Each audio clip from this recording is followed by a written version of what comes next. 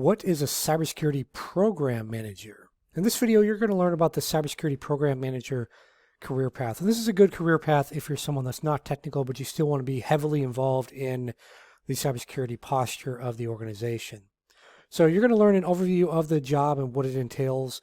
You'll learn some different job titles you might see when you go searching for these jobs online. You'll learn the common job responsibilities that you might be involved in doing, what kind of salary you can expect. Again, with all these videos, we focus on the United States, where I'm located at. We also focus on the UK and India, since that's where the majority of my students across the board are living. You'll learn about tools that might be used in this particular role, and then also, do you actually need certifications or like a college degree or anything like that to actually get this type of job? So let's just start with an overview of what is a cybersecurity program manager. So really, in this role, you're the person that's going to be responsible for things like planning, execution, and that general oversight of the organization's cybersecurity program. As part of that, obviously, you're going to be working with different business units, so IT teams, executive teams, etc. So a lot of different units, software engineering. So one of the key skills for this role is going to be your communication skills. So it's not so much technical skills, but more so those soft skills that a lot of people talk about: project management, effective communication, your EQ, right? Can you actually control yourself when someone's having a disagreeing opinion of yours? Things like that. So what are some of the different job titles you might actually see out there for this role?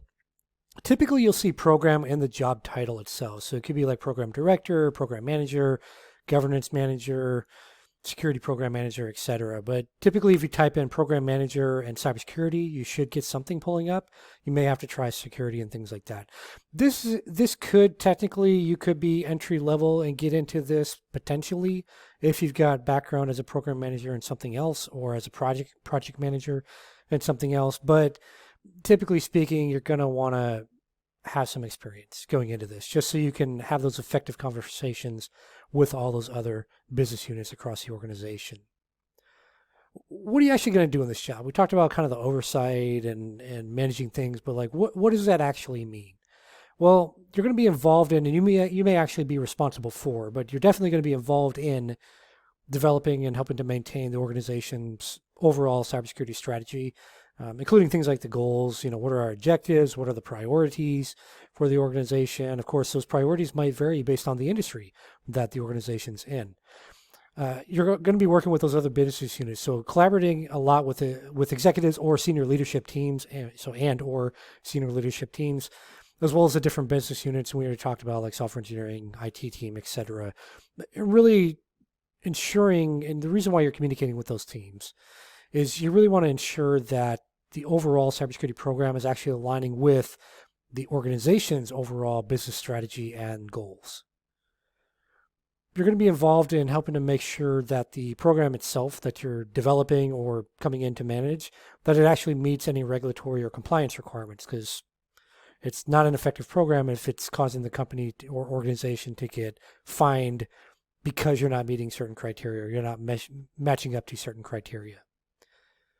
You'll be involved in overseeing the implementation and kind of the oversight, again, of things like cybersecurity policies, procedures, standards, and that's across the organization. You'll be involved in general project management. So with all these different teams you're working with, there's going to be an overarching project or projects that you'll be working on. And so, for example, if you were working with the risk management team, there'd be certain things they would need to do, and you would need to manage that. And then that ties into the overall project of, X, that you're also working on it with software engineering and the IT team and the executive team, and et cetera, et cetera.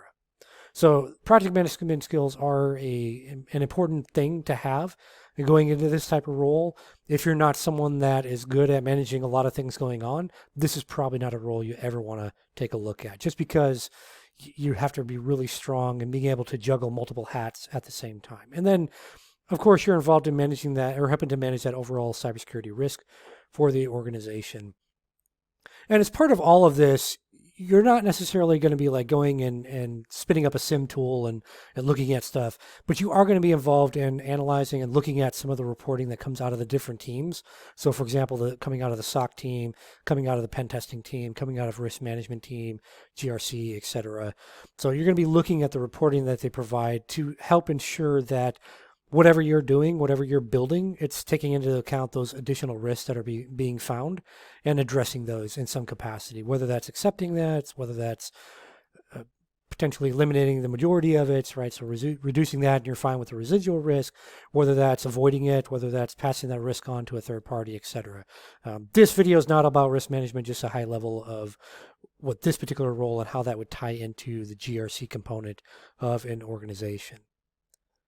So now that you know what you might be doing, what about the pay? Well, generally speaking, and again, this is why I stress that this is a role you want to have some experience before you go into, and that could be IT experience, right? It could be in software engineering or whatever, but you want to understand the language of business and understand how to work, how things function with an enterprise, and understand how to work with other teams as well, effectively. So here in the United States, this varies quite a bit based on location and stuff, but generally speaking, around 101,000 to 170,000.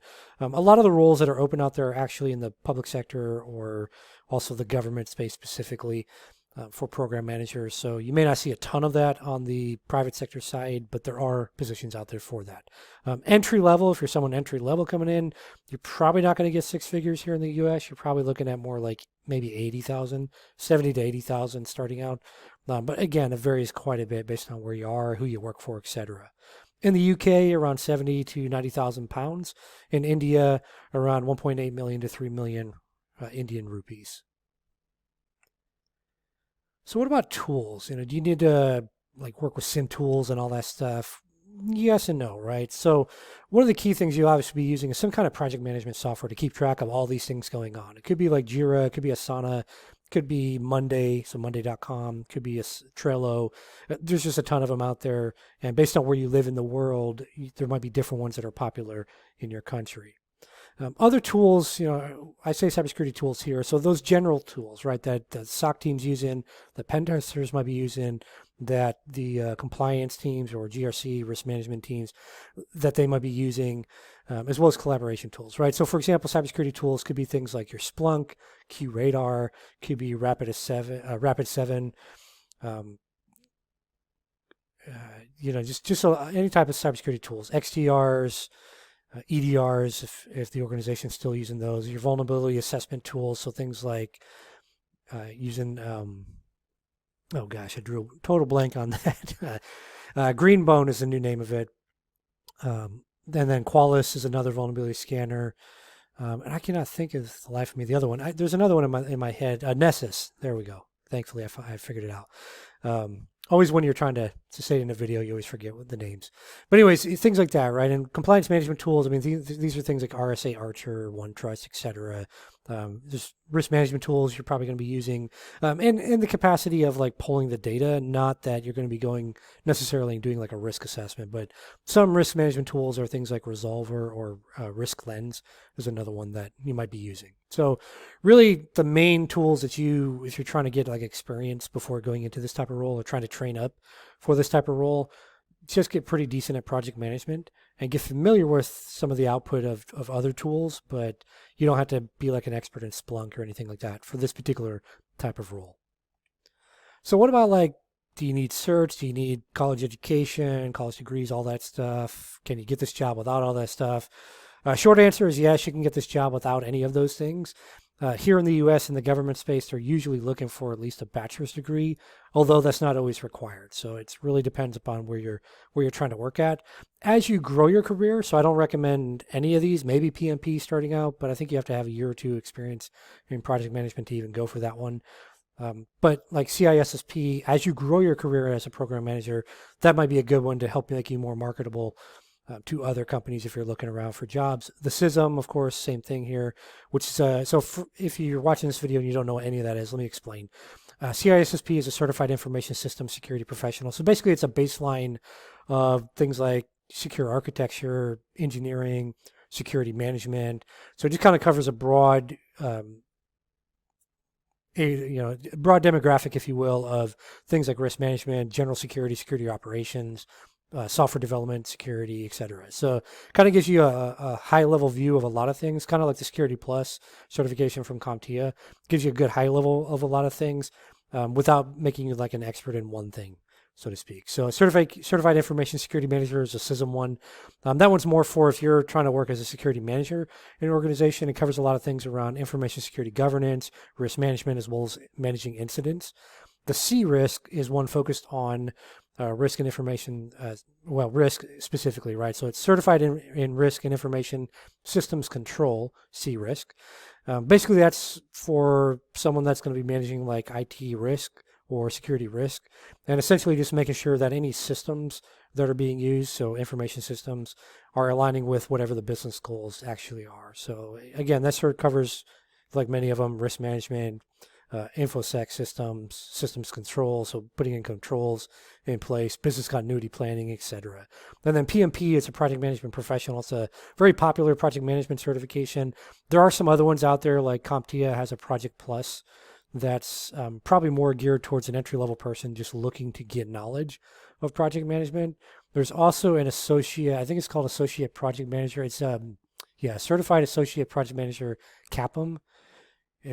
I believe that's exactly what it's called, but it's by the same organization that has the PMP certification. So you can go Google search project management certifications. The key here is just having the skill set, right, when you're going in for these interviews. So for example, if you work in fast food right now, then you likely have some project management skills, even if that's just making a cheeseburger or making a fish sandwich, or, if you work in a restaurant as a busboy, or you work as a dishwasher or something. Like you have some project management skills just from your everyday life. And even if you're someone that's just gone to university and you've never worked an actual job, you've worked on projects as part of your degree or whatever training you're doing. You finish different projects. So that can be tied into project management. You just have to figure out what are the things you've worked on, what happened. So I've got a training over on the udemy.com website on interview skills, and I'll link that below this video so you can go check that out. But anyways, in there I talk about transferable skills and really using a formula called problem action result. So when you're trying to communicate, like on your resume, or if you're in a job interview and you're trying to communicate like your skills and how it can apply to whatever the new job is, you want to focus on problem action results. So if we use our fast food example, we can say, okay, let's just say I make cheeseburgers, right? So you make cheeseburgers for McDonald's. So a customer comes in, they place their order to the person up front, and let's say that they said no pickles, but the person up front didn't type that in, right? They didn't put that in the order. So you made a cheeseburger with pickles on it. So you send that out, and the customer opens it up. It's got pickles. How dare you? I'm deathly allergic to pickles. So the person up front that took the order says, "Oh, I'm so sorry. That's my fault." And they tell you, hey, can you make another cheeseburger, right, without pickles this time? So you do that. You go through the process of making that. Now, when you explain that to an employer to show that you've got some project management skills, you say, okay, the problem was the person up front, they took the order, but they accidentally forgot to put in that the customer wanted no pickles. So the customer came back, they were pretty irate, and they were upset. They demanded a new cheeseburger be made. The person up front said, I'm so sorry. Yes, of course, we'll make it right away. They said to me, hey, can you make this cheeseburger? I messed up. And let's say the person's name was Sally in the front, right? And we'll just pretend it's me in this example in the back making the cheeseburger is Ken. So Sally took the order from the customer initially. Unfortunately, she forgot to type in that the customer wanted no pickles. So I made the cheeseburger very fast, efficiently, following a proven process for the customer. Customer took a look at the cheeseburger, said, oh no, it's got pickles on it, came back, was very upset. Sally calmed them down, said, yes, sir, we'll make another cheeseburger for you right away. And then Sally told me to, asked me to do that, said, I messed up. I should have put in no pickles. I'm so sorry. I said, no problem.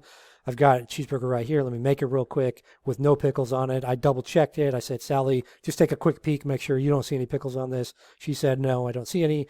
I finished making the cheeseburger. We gave it to the customer. They said, thank you so much. It was fast. You're great. I love you, blah, blah, blah, right? We want a customer for life. So problem was, in that scenario, so again, problem, action, result. Problem was that we made a cheeseburger, and there was several problems actually, right? Sally forgot to tell me.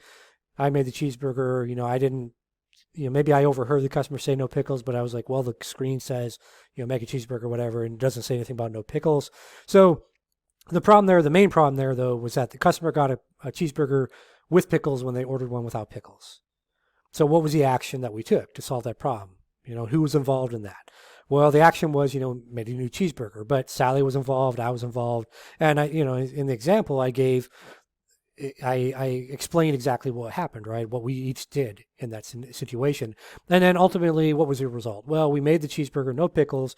I had Sally double check it. We gave it to the customer. They were happy. They came back and ordered, trillions of dollars worth of stuff and made our boss happy. But at the end of the day, that shows that there was a project being done, which in this case was remaking a cheeseburger for a customer, and that you were involved in that process, and you weren't the only one in that scenario, but you explained what everyone did, how you contributed to that, and you showed the end result, which may or may not be a positive thing, right? It could always be you give an example in an interview that it's not a positive thing, that something else, was messed up or the customer still wasn't happy or whatever. But that's what you want to do as far as like showing your skills on a resume as well as in a job interview of how you can translate whatever you're doing now, whether that's school, whether that's working some other job. You want to be able to translate that. And that's the key here for this type of role and all these different cyber roles I post on the channel is being able to see what you're doing now and how does that fit into, or how does the experience you have already fit into whatever you want to do. Again, excluding out any technical hard skills. We're just focused on how can you translate some of those soft skills you have into the new position. So a little long-winded on this one, but hopefully it helped you a little bit, especially around like resumes and job interviews and kind of how to show that stuff from other positions that you might have had. Key takeaways here for the program manager for cybersecurity. No technical skills are required. Always helpful to have them, but this is one of those roles that you don't have to be like a super hacker to be able to do it. The other benefit of this role, and also some of the support roles that I post on the channel, like cybersecurity insurance claims adjuster and stuff, the other advantage of roles like this that are not technical is they can actually get you networked across an organization. Especially in this type of role, the networking is crazy good, right? Because you're going to have to work as part of this job with a lot of these different business units. So when it's time for them to hire a new SOC analyst and you want a job as a SOC analyst and you know the SOC analyst hiring manager, I mean, realistically, you've got a shot at that role now, whereas before you were just one of 1,000 resumes, right? Because now you know the hiring manager. You can say, hey, I'm doing program manager right now, but I really want to become a SOC analyst. So if you ever get a role open that you think is going to be a good match for me, please reach out, and we'll figure out, something with my current boss, and we'll try to, figure out how to have me transfer within the company. So that way you got someone already that understands the company, that works well with other teams. And at that point, it's just a matter of, am I the right fit technically for the position? So that networking, don't sleep on that.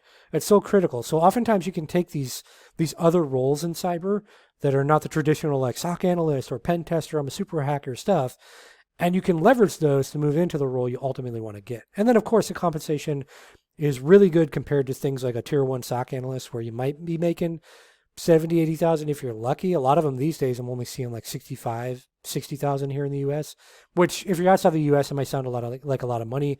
Here in the US it's not really a lot of money because cost of living is so much more than a lot of other places around the world. So compensation can be very good for this role as well.